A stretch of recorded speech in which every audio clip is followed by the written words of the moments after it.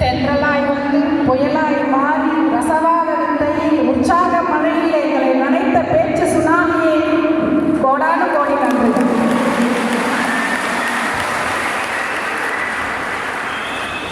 இப்போ ரசவாத மாற்றம் நிகழ்த்தியது பார்த்திருப்பீர்கள். இப்ப ரசாயன மாற்றம் நிகழ்த்துவதற்காக ஒருவர் வருகிறார். எழுந்து நடந்தால் இமயமலையும் நமக்கு வழி கொடுக்கும், உறங்கி கிடந்தால் சிலந்தி வலையும் நம்மை சிறைப்பிடிக்கும். இதோ உங்கள் அறிவியல் ஆசிரியர், அறிவு இயல் ஆசிரியர் உங்கள் மனதில் ரசாயன மாற்றம் ஏற்படுத்தி உங்களை உற்சாகப்படுத்தி ஊக்குவிக்க வருகிறார். இவர் தமிழ்நாடு புத்தக நிறுவனத்தில் இருந்து அறிவியல் புத்தகம் ஆசிரியராக இருக்கிறார். பல்வேறு விருதுகளை வாங்கி குவித்துள்ளார். எதற்காக என்றால் கல்வி சேவைக்காக. ஈவன் டிஸ்ட்ரிக்ட் கலெக்டரிடமிருந்து கூட நிறைய விருதுகள் வாங்கி குவித்துள்ளார். அவர் பணிபுரியும் பள்ளியின் மேம்பாட்டுக்காக அரிய பல செயல்களை செய்துள்ளார். பொருளாதாரத்தில் பிற்படுத்தப்பட்ட பெண் குழந்தைகள் கல்வி முன்னேற்றத்தில் சேவை மனப்பான்மையோடு ஈடுபாடு கொண்ட திருமதி ஜெயப்பிரியா அவர்களை உங்களோட பேசுமாறு அழைக்கிறோம்.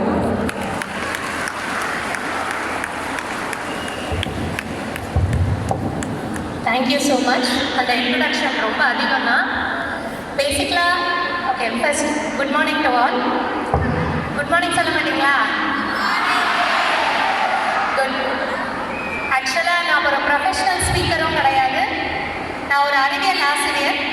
ஒரு 12 வருஷமாக ஒரு கவர்மெண்ட் ஸ்கூலில் 6 to 8 வரைக்கும் சயின்ஸ் நடத்துகிறேன்.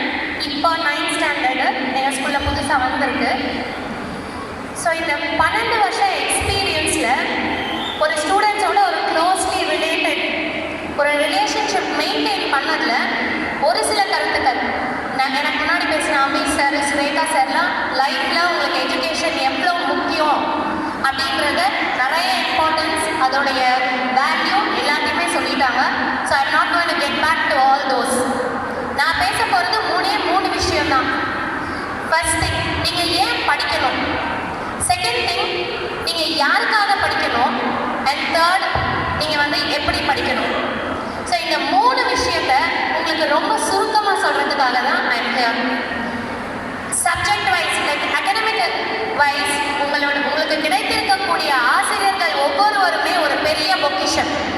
அதுவும் அரசு பள்ளியில் பணியாற்றும் ஒவ்வொரு ஆசிரியருமே உங்களுக்கு கிடைத்திருக்கக்கூடிய ஒரு புதையல். ஸோ நீங்கள் படிக்கணும், உண்மையிலேயே உங்களுக்கு சப்ஜெக்டில் டெவலப் ஆகணும் அப்படின்னு நீங்கள் நினச்சிங்கன்னா கண்டிப்பாக உங்கள் ஆசிரியர்களை அணுகுங்க. யாராச்சும் ஒரு ஆசிரியர் உங்கள் பள்ளியில் இருப்பாங்க உங்களை கைட் பண்ணுறதுக்கு. அவங்க அந்த சப்ஜெக்டாகவே இருக்கணும்னு அவசியம் இல்லை. உங்களுக்கு கெமிஸ்ட்ரியில் டவுட் இருக்கா, நீங்கள் இங்கிலீஷ் டீச்சர் உங்களுக்கு பிடிச்சிருக்கா போய் கேளுங்க. அவங்களுக்கு தெரிஞ்ச கெமிஸ்ட்ரி டீச்சர் யார்கிட்டதுன்னா உங்களுக்கு லிங்க் கிடைக்கும். ஸோ அகடமிக் வைஸ் நீங்கள் உங்கள் ஆசிரியரை கேட்டு உங்கள் டவுட்ஸை கிளியர் பண்ணிக்கோங்க. So I'm not going to go inside that. நான் சொல்ல வேண்டியதெல்லாம் 3 விஷயம். ஸோ ஃபர்ஸ்ட் திங், நீங்கள் ஏன் படிக்கணும். ஏன் படிக்கணும் யார்கிட்டனா ஒரு ஆன்சர் இருக்கா?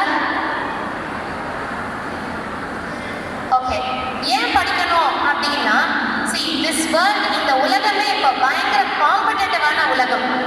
எல்லாருமே சொல்றாங்க எதிர்கால இந்தியா இளைஞர்களின் கையில். அது என்ன எதிர்கால இந்தியா இளைஞர்கள், என் கையில என்ன இருக்கு அப்படின்னு நான் ஒருத்தர் படிக்கிறதுனால என்ன கான்ட்ரிபியூட் பண்ணிட முடியும் அப்படின்னு ஈஸியா கேட்டுடலாம். பட் ஆன்சர் இருக்கு. ஹியூமன் பாப்புலேஷன், மக்கள் தொகையில நம்ம எத்தனாவது இடத்துல இருக்கிறோம் உலகத்துல? Second. But productivity from humans, அதாவது இவ்வளோ மக்கள் தொகையில இருந்து அதனுடைய அவுட்புட் அப்படின்னு ஒன்று இருக்கு.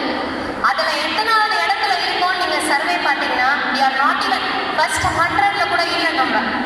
So what is the use? அப்படின்னா ஒரு தனி மனிதனுடைய வாழ்க்கை தரம் உயருமே ஆனால் கண்டிப்பா அந்த சொசைட்டி உயரும், அந்த நாடு உயரும். எப்படி அப்படின்னு பார்த்தீங்கன்னா, உங்களுக்கு டீச்சர்ஸ்க்கு எல்லாருக்குமே தெரியும், Vellore district last year +2 public எக்ஸாம்ல எத்தனாவது ரேங்க் இருந்ததுன்னா பாஸ் பர்சன்டேஜ் ரிசல்ட்ல 27th ரேங்க். ஸோ மாணவர்களாகிய நீங்கள் இந்த மாவட்ட மாணவர்கள் 27வது நிலையில் இருக்கோம் நம்ம.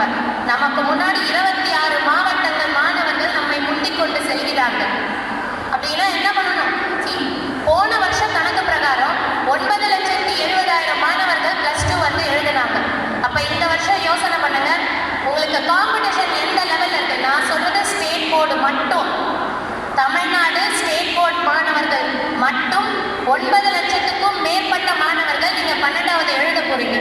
ஸோ அப்படி இருக்கும்போது இந்த 9 லட்சத்து மாணவர்கள்ல நம்மளும் ஒருத்தரா ஷைன் ஆகணும்னா ஸோ அடிப்படையா அட்லீஸ்ட் நம்ம +2 வந்து என்ன பண்ணணும், பாஸ் பண்ணணும்.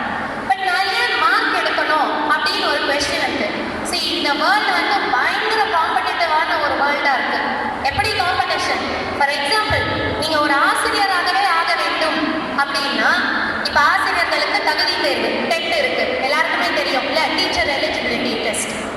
இந்த டீச்சர் எலிஜிபிலிட்டி டெஸ்ட் பாத்தீங்கன்னா இனிஷியலா என்ன சொன்னாங்க, 90 மார்க் எடுத்தா போறோம் அந்த என்ட்ரன்ஸ்ல, நீங்க வந்து எலிஜிபிள் ஆகி நீங்க வந்துடலாம், வேலைக்கு கிடைக்கும்ன்ற ஒரு சூழ்நிலை ஃபர்ஸ்ட் இயர் இம்ப்ளிமெண்ட் பண்ணும்போது அதை எடுத்துட்டு வந்தாங்க.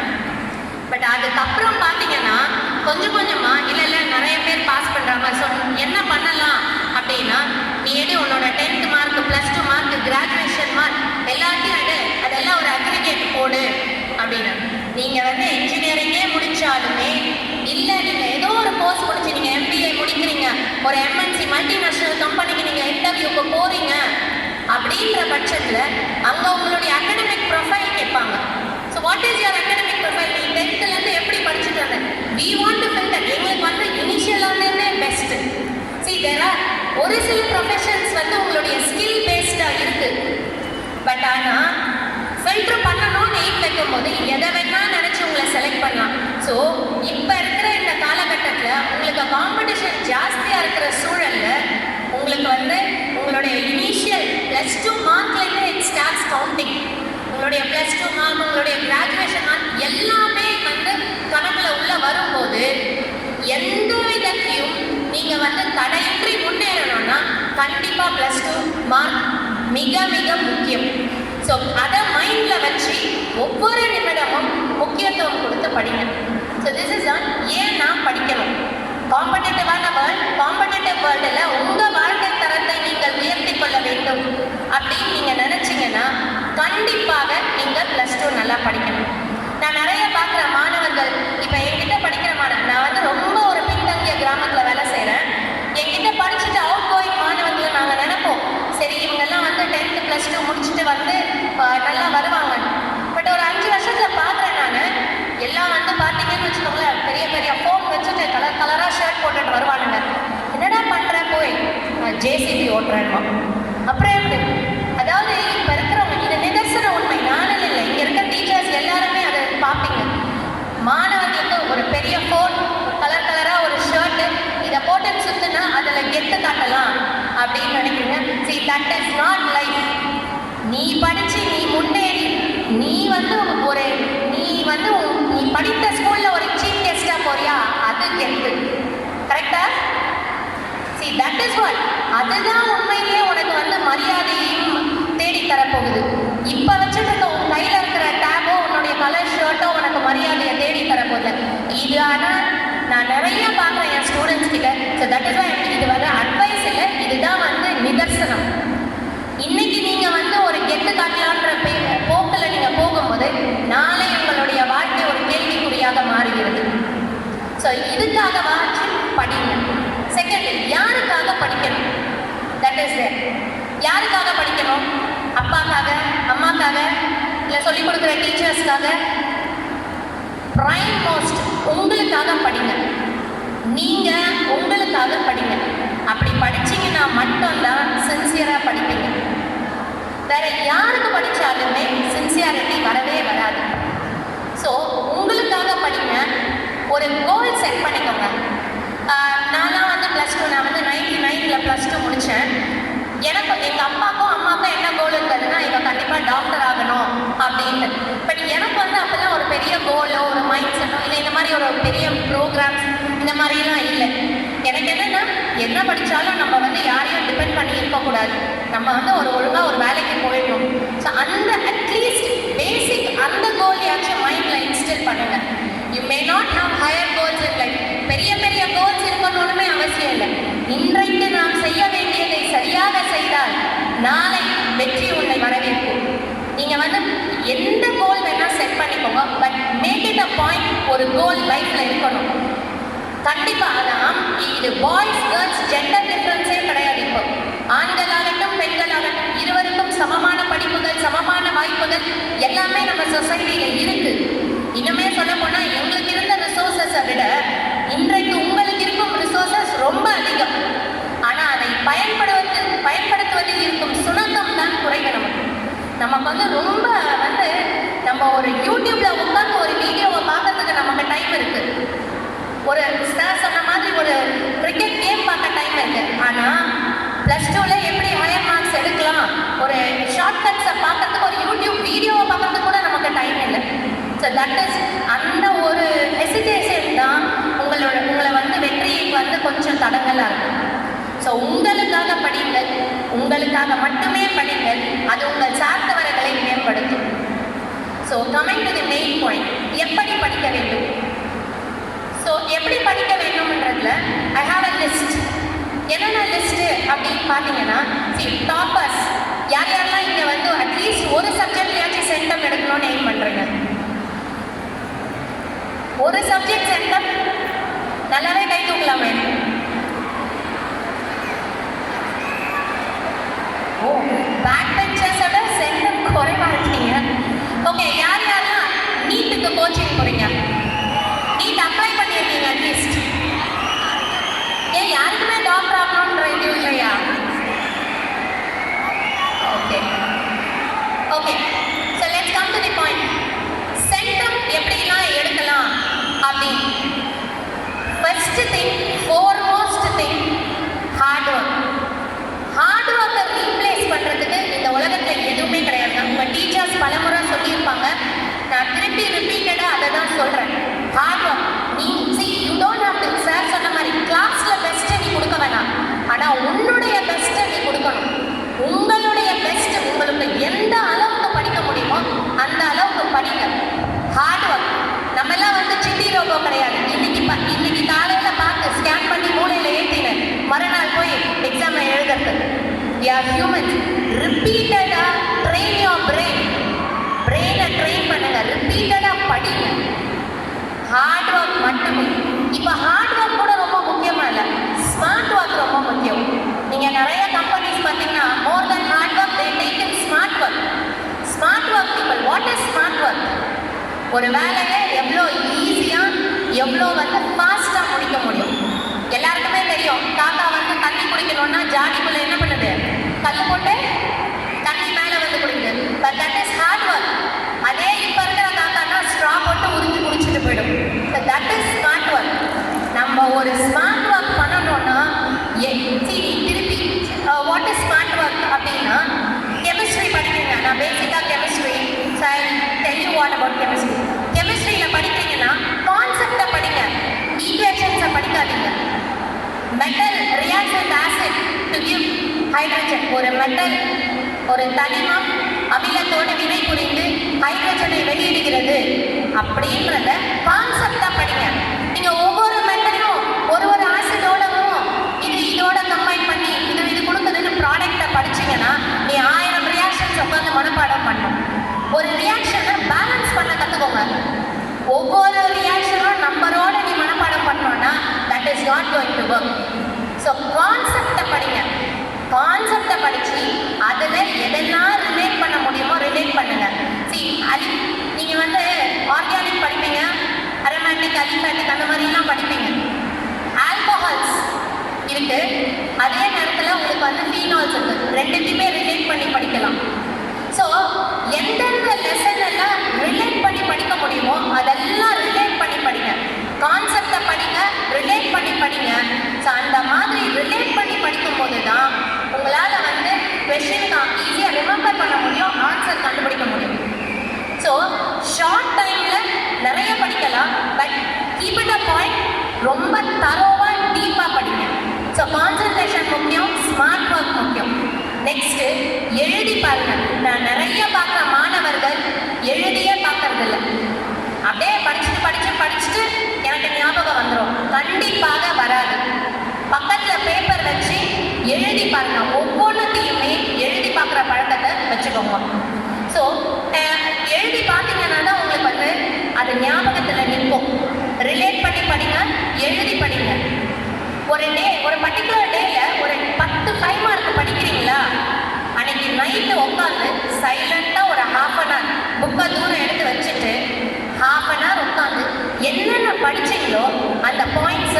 ரீகால் பண்ணுங்க. கண்டிப்பா ஞாபகம் வந்ததுன்னா யூ குட், நல்லா சின்சியரா படிச்சிருக்கீங்கன்னு அர்த்தம். ரீகால் பண்ண முடியலையா அந்த இன்ஸ்டன்ட்லே புக் எடுத்து திறந்து பாருங்க. ஸோ ரீகால் அந்த ஈவினிங் கொஞ்சம் அந்த ஒரு ஹாஃப் அன் ஹவர் நீ அந்த ஃபுல் டே படிச்சதை ரீகால் பண்ணலன்னா கண்டிப்பா அது ஞாபகத்துல இருக்காது. ஸோ ரீகால் பண்ணுங்க. அண்ட் நெக்ஸ்ட் டயக்ராம்ஸ் எல்லாம் வரைஞ்சு பாருங்க. நிறைய பயாலஜி குரூப் ஸ்டூடெண்ட்ஸ் இருப்பீங்க, ஃபிசிக்ஸ் இருக்கு, டெரிவேஷன்ஸ் இருக்கு, உட்காந்து வரைஞ்சு பாருங்க.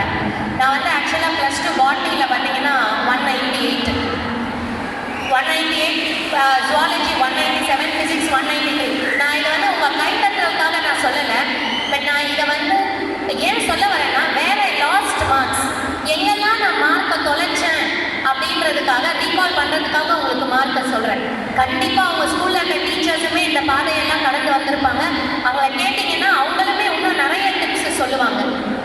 198 where did I lose mark அப்படின்னு நான் ரீகால் பண்ணி பார்க்கும்போது பார்த்தீங்கன்னா மைட்டோசிஸ் மியோசிஸ் வந்து எனக்கு இருந்தது. ஆக்சுவலாக ஸ்கூல் டேஸில் மைட்டோசிஸ் மியோசிஸ் நான் தான் செமினார் எடுத்தேன், நான் தான் அதை வந்து எல்லாருக்கும் சொல்லிக் கொடுத்தேன்.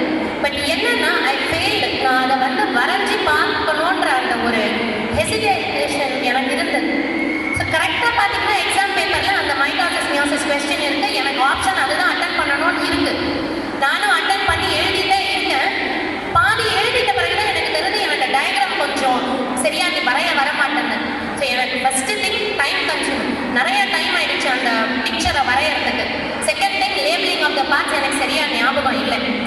நான் தான் நடத்தினேன், நான் தான் வந்து செமினார் எடுத்தேன், நான் அசைன்மெண்ட்டெல்லாம் எடுத்தேன். பட் அந்த படத்தை சரியாக வரைய தெரியாததுனால ஐ லாஸ்ட் 2 மார்க்ஸ். எனக்கு நல்லா தெரியும் அந்த இடத்துல தான் ஐ லாஸ்ட் 2 மார்க்ஸ். பட் எல்லாமே ஐ kept it correct.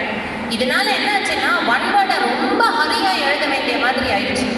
So diagrams please concentrate.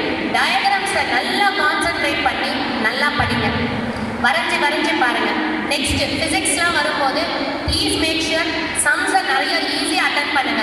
Sums எல்லாம் ஒர்க் அவுட் பண்ணுங்க, நிறைய ஒர்க் அவுட் பண்ணி, பிகாஸ் சம்ஸ் எல்லாம் வந்து ஈஸியாக mark gaining, time saving. But ஆனால் அதில் முக்கியமாக ரொம்ப கேர்ஃபுல்லாக பார்க்க வேண்டியது யூனிட்ஸ் எல்லாம் வந்து மாற்றி கொடுத்துருப்பாங்க. ஸோ வந்து டிகிரி செல்சியஸில் கொடுத்தா கெல்வினில் மாற்றணும், அந்த மாதிரிலாம். So make it a point நீங்கள் வந்து அந்த யூனிட்ஸ் எல்லாம் ஒழுங்காக படிக்கிறீங்க, சம்ஸ் படிக்கிறீங்க, இதெல்லாம். Next time management. ப்ளீஸ் ஒரு படிக்கிறச்சு டைம் மேனேஜ்மெண்ட் ரொம்ப ரொம்ப முக்கியம். அதே நேரத்தில் எக்ஸாம் எழுதும் போதும் டைம் மேனேஜ்மெண்ட். உங்களுக்கு இப்போ 2.5 hours பேப்பர் ஆக்கிட்டாங்க இல்லையா, 3 hoursலேருந்து. ஸோ யூ ஹாவ் 1 word இருக்குது, 2 marks இருக்குது, 3 marks இருக்குது, 5 marks இருக்குது. ஸோ பிளான் பண்ணுங்க. நான் வந்து உங்களுக்கு எது பெஸ்ட்டுன்னு தெரியுதோ, உங்களுக்கு கொஷின் பேப்பர் பார்க்கும்போது எது நல்லா தெரியுதோ அதை ஃபஸ்ட்டு ஆன்சர் பண்ணுங்க. That is the main thing. உங்களுக்கு 5 marks நல்லா தருதா அதை ஆன்சர் பண்ணுங்க, 2 marks நல்லா தருதா அதை ஆன்சர் பண்ணுங்க. டிலே பண்ணிடாதீங்க, தெரியாததை வச்சு டிலே பண்ணாதீங்க. ஃபிசிக்ஸில் நான் பண்ணது அதுதான் தப்பு. ஃபிசிக்ஸ் ஏன் 193 ஆயிடுச்சுன்னா எனக்கு தெரியாத ஒரு டெரிவேஷனில் நான் ஃபஸ்ட்டு அட்டன் பண்ண ஆரம்பித்து நல்லா போய் சிக்கிக்கணும்.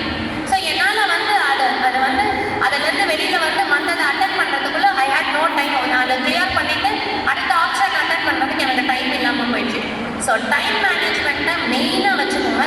1 hourல நான் 5 marks முடிக்கணும், 1 hourல 2 mark 3 mark முடிக்கணும், 15 minutesல நான் வந்து 1 word முடிக்கணும், அடுத்த 15 minutes நான் எல்லாத்தையுமே ஒரு கிராஸ் செக் பண்ணிக்கணும் அப்படின்னு ஒரு டைம் மேனேஜ்மெண்ட்டோட ஸ்ப்ளிட் பண்ணுங்க.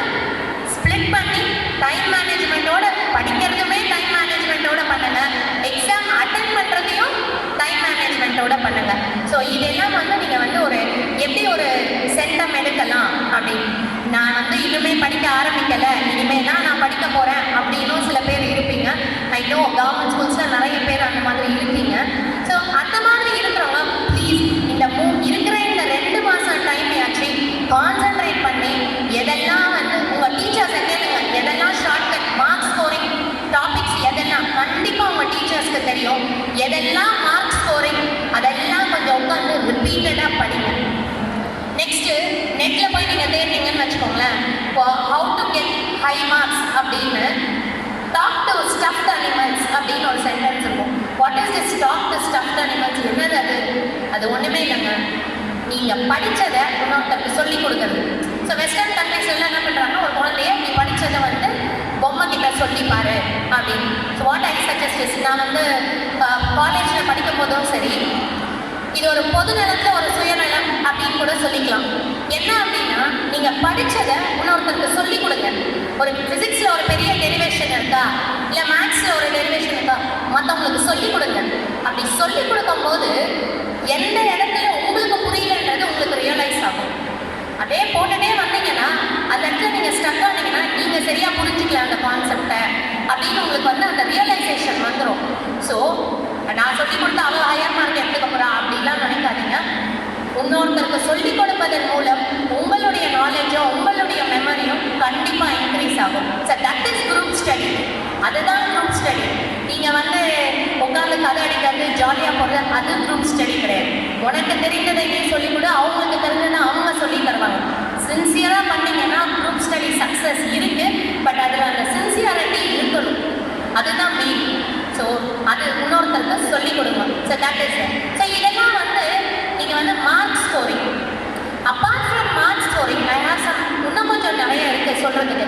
என்ன அப்படின்னா, இந்த +2லேருந்து காலேஜ் முடிக்கிற வரைக்கும் தான் நீங்கள் வந்து சின்சியராக உங்கள் வாழ்க்கையை வடிவமைக்க போதும். இது நிறைய பேர் சொல்லிட்டாங்க. ஏன் அப்படின்னா, ஒன் மோர் திங் இஸ், ஒரு லெசனை படிக்கிறீங்களா, அந்த லெசனில் எப்படியெல்லாம் அவங்களால கொஸ்டின் கேட்க முடியும் அப்படின்றத யோசனை பண்ணி நீங்கள் ஃப்ரேம் பண்ணுங்க கொஸ்டின்ஸை. நீங்கள் ஃப்ரேம் பண்ணிங்கன்னா கொஸ்டின்ஸை அந்த டாப்பிக்கை எப்படி ட்விஸ்டடாக கொஸ்டின் கேட்டாலும் உங்களால் ஆன்சர் பண்ண முடியும். நான் என் பசங்களுக்கு கொடுக்குற எக்ஸசைஸே இதுதான். நான் 6th இது மாதிரி தான் கொடுப்பேன். ஒரு சாப்டர் நான் நடத்துறேன்னா சாப்டர் பின்னாடி இந்த கொஸ்டின் ஆன்சர்ஸ்லாம் நான் வந்து ப்ராக்டிஸே பண்ணுறதில்லை. I sent them home. நீ வீட்டில் போய் இந்த சாப்டர்லேருந்து உன்னால் எத்தனை கொஸ்டின் ஃப்ரேம் பண்ண முடியுமோ அத்தனை கொஸ்டின் ஃப்ரேம் பண்ணிடலாம் அப்படின்னு. ஸோ அந்த ப்ராக்டிஸ்.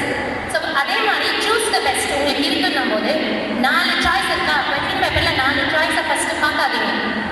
நீங்கள் வந்து ஃபஸ்ட்டு கொஸ்டினை படிங்க. கொஸ்டினுக்கு நீங்கள் படித்ததில் எது ஆன்சர்னு உங்கள் மைண்டில் ஸ்ட்ரைக் ஆகுதோ அதை மைண்டில் கொண்டு வந்துட்டு அப்புறம் ஆப்ஷனை பாருங்கள். அந்த ஆன்சர் அதில் இருக்குதான்னு பாருங்கள். அப்படி கண்டுபிடிச்சிங்கன்னா you will make it right. இல்லைன்னா ஒரே கன்ஃபியூஷன் தான் அங்கே போய்ட்டு. ஸோ அந்த மாதிரி ஃப்ரேம் யுவர் ஓன் கொஸ்டின்ஸ். இது வந்து கண்டிப்பாக என்ட்ரன்ஸ் எக்ஸாம் கோச்சிங் போகிற எல்லாருக்குமே பயங்கர யூஸ்ஃபுல்லாக இருக்கும். ஏன்னா ஒரு டாப்பிக்கை படிக்கும்போது எப்படிலாம் அதை நம்ம மாற்ற முடியும் அப்படின்னு நம்ம யோசித்தாலே ஓரளவுக்கு பாதி ஆன்சர்ஸை நம்மளால் கண்டுபிடிச்சிட முடியும். இந்த மிஸ்டேக் தாங்க நான் என்ட்ரன்ஸில் பண்ணலை. எனக்கு வந்து அப்போல்லாம் நான் என்ட்ரன்ஸ் இருந்தது. பட் இவ்வளோ மார்க் தியரியில் ஸ்கோர் பண்ண முடிஞ்சதுனால ஐ could score only 80 in entrance. ஏன் அப்படின்னா எனக்கு அப்பா அந்த அவேர்னஸ் இல்லை. இதை வந்து இப்படி மாற்றி படிக்கணும், நம்ம என்ன கொஸ்டின் ஆன்சர் இப்படி தான் படிக்கிறோம். பட் வந்து ஒரு டாப்பிக்கை படிக்கும்போது அதை மாற்றி யோசனை பண்ணி அதில் வந்து எப்படிலாம் கொஸ்டின் கேட்க முடியும்னு நம்ம வந்து யாராச்சும் கைட் பண்ணிங்கன்னா maybe I would have made it better. So அதனால தான் நான் மாணவர்கள் யார்கிட்ட வேணாலும் சொல்லும்போது கான்செப்டை படிங்க, அதை எப்படி கேள்வியாக கேட்க முடியும்னு நீங்கள் யோசிங்கன்னு சொல்கிறது. அடுத்து பார்த்தீங்கன்னா இதை நீங்கள் +2 முடிக்கலாம். +2 முடிச்சுட்டு நீங்கள் வந்து ஹையர் எஜுகேஷன் எது வேணால் போகலாம். சரி, டிபெண்ட்ஸ் உங்களுடைய மார்க்குக்கு உங்களுக்கு கிடைக்கிற கோர்ஸ். எந்த கோர்ஸை வேணால் ஜாயின் பண்ணுங்க. எந்த கோர்ஸுமே வேஸ்ட்டு கிடையாதுங்க. எல்லா கோர்ஸுமே த பெஸ்ட்டு தான். பட் நீங்கள் உங்கள் பெஸ்ட்டை கொடுங்க. Keep your eyes and years open.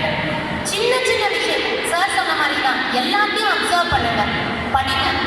இப்போ காலேஜெல்லாம் போனீங்கன்னு வச்சுக்கோங்களேன், உங்களுக்கு சிலபஸ் கொடுப்பாங்க. காலேஜே ஒரு ப்ரிஸ்கிரைப்டு டெக்ஸ்ட் புக்கும் கொடுக்கும். But make it a point, சிலபஸை வச்சு நீங்கள் நோட்ஸ் ப்ரிப்பேர் பண்ணுங்கள். இது வந்து ஒரு சின்சியர் அட்வைஸ்.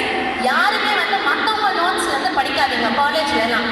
நேச்சர் ஒரு டாபிக் இருக்கா, அதில் எத்தனை சப்ஜெக்ட் புக்கு ரெஃபரன்ஸ் புக்கு உங்களால் ரெஃபர் பண்ண முடியுமோ அத்தனை ஆத்தர்ஸ் புக்கையும் ரெஃபர் பண்ணுங்கள். Spend time in library. Library வந்து ஒரு பெரிய ரிசோர்ஸ். மீடியா டைமை கட் பண்ணி ஸ்பெண்ட் டைம் இன் லைப்ரரி. சரி, நான் +2 அடி வாங்கினேன். என்னால் வந்து medical college seat payment seat தான் வாங்க முடிஞ்சது. சரி, எங்கள் அப்பா அம்மா சொன்னார் பேமெண்ட் எல்லாம் உன்னால் பே பண்ண முடியாது, go back to teacher training.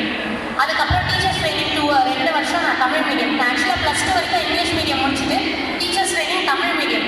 But still நான் வந்து அதுலேயுமே நல்லா படித்தேன். காலேஜ் வரும்போது நான் ஒரு முடிவோடு வந்தேன். நான் எதெல்லாம் விட்டனோ பின்னாடி அதெல்லாம் காலேஜில் கெயின் பண்ணணும்னு. ஸோ காலேஜில் வரும்போது ஐ டிட் திஸ். நீங்கள் உங்கள் ஸ்டாஃப் எல்லாருமே கேட்டு பாருங்கள், மோஸ்ட்லி எல்லாருமே இது மாதிரி இருப்பாங்க. நம்மளாம் நோட்ஸை ப்ரிப்பேர் பண்ணி ரெஃபர் பண்ணி படித்தவங்க எல்லாம் கண்டிப்பாக பயங்கரமாக 3 இயர்ஸ் என் காலேஜில் நான் தான் நோட்ஸ் எடுத்தேன். டீச்சர்ஸ் நடத்தும் போது I sit down take notes. லைப்ரரியில் I use to spend so much of time. I ended up with a gold medal BSc கெமிஸ்ட்ரியில். ஸோ நான் இதை வந்து பெருமைக்காக உங்களுக்காக சொல்லலை. So what I'm saying is learn everything possible in college. Colleges are providing huge resources. அதை பயன்படுத்திக்கிற விதத்தில் தான் நமக்கு இருக்குது. எந்த ஆப்பர்ச்சுனிட்டியும் லூஸ் பண்ணாதீங்க.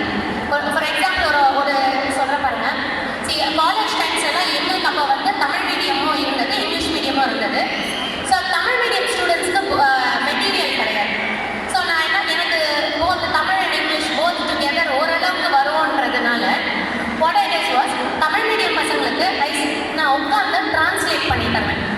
இங்கிலீஷில் இருக்கிறத தமிழில் டிரான்ஸ்லேட் பண்ணுவேன். 2 இயர்ஸ் லிட்ரலி நான் டிரான்ஸ்லேட் பண்ணி கொடுத்துருந்தேன். ஸோ 3rd இயர் ஆட்டோமேட்டிக்லி எங்களுக்கு அப்போ தான் வந்து மெட்ராஸ் யூனிவர்சிட்டி சிலபஸ் மாறுச்சு. ஸோ அப்ளைட் கெமிஸ்ட்ரின்னு ஒரு புது பேப்பர் எடுத்துகிட்டு வந்தாங்க. அப்ளைட் கெமிஸ்ட்ரிக்கு புக்கு கிடையாது.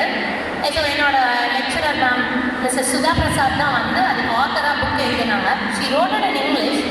பட் நான் வந்து பிஎஸ்சி கெமிஸ்ட்ரி யூஜி படிக்கிற final year. But I had an opportunity. So அந்த புக்கை தமிழ் டிரான்ஸ்லேஷன் நான் தான் பண்ணேன். ஸோ யோசனை பண்ணி பாருங்க, யூஜியில் வந்து நம்ம 3rd இயரில் தமிழ் டிரான்ஸ்லேஷன் ஸோ பெரிய விஷயம். ஸோ இது நான் உங்களுக்கு ஏன் சொல்ல வரேன்னா, எல்லா ஆப்பர்ச்சுனிட்டியும் யூஸ் பண்ணிக்கோங்க. ஒவ்வொரு ஆப்பர்ச்சுனிட்டியும் நீங்கள் யூஸ் பண்ணும்போது மேபி நீங்கள் அந்த ஆப்பர்ச்சுனிட்டி உங்களுக்கு லைஃப் ஸ்டைலாகவே அமைஞ்சிடலாம், இல்லை லைஃப் கேரியராகவே அமையலாம். ஸோ இங்கே வந்து ஒரு வறுமை வந்து எப்படி வந்து வாழ்வில் உயர்றதுக்கு தடையே இல்லைன்னு சொல்லிட்டு சுரேகா சார் சொன்னார். அவரே ஒரு லைஃப் எக்ஸாம்பிளாக உங்களுக்கு இருக்காரு. So I wanted to share one more story. Food king அப்படின்னு ஒரு நிறுவனம் இருக்குது. ஃபுட் கிங் நிறுவனத்தோட அதை வந்து ஆரம்பிச்சு வச்சவர் சிஇஓ வந்து மிஸ்டர் ஷரத். நீங்கள் போய் நெட்லெல்லாம் தேடி பாருங்கள். அவர் வந்து ஆக்சுவலாக ஒரு மெட்ராஸில் வந்து ஒரு ஸ்லம் ஏரியாவில் தான் 1979 பிறக்கிறாரு. அவரோட அம்மா வந்து மத்திய இது நம்ம மாதிரி ஒரு கவர்மெண்ட் ஸ்கூலில் மிட் டே மீல்ஸ் சமைக்கிறவங்க. அவங்க வந்து காலையில் இட்லி சுட்டு இட்லி வியாபாரம் பண்ணுவாங்க. அவர் சரத்தும் அவரோட தம்பியும் வந்து அந்த இட்லியெல்லாம் விற்றுட்டு காலையில் அதுக்கப்புறம் ஸ்கூல் போயிட்டு வந்து படிச்சுருவாங்க. But believe it or not, அவர் நல்லா படித்து he made it to BITS Pilani, Birla Institute of Technology of Science in Pilani. அங்கே போயிட்டு அதை முடிச்சு இங்கிருந்து IIM இந்தியன் இன்ஸ்டியூட் ஆஃப் மேனேஜ்மெண்ட்டில் MBA முடிச்சுட்டு வராரு. 8 லட்சம் ரூபாய் வருஷம் per annum சேலரியில் அவருக்கு வந்து வேலை கொடுக்கறதுக்கு ரெடியாக இருக்காங்க. But he said I am not into all this. எனக்கு வந்து எங்கள் அம்மா சொல்லி தந்த அந்த இட்லி வியாபாரம் தான் வந்து எனக்கு பேஸ். ஸோ அதுலேருந்து நான் நிறைய விஷயம் கற்றுக்கினேன். So I want to do a food catering.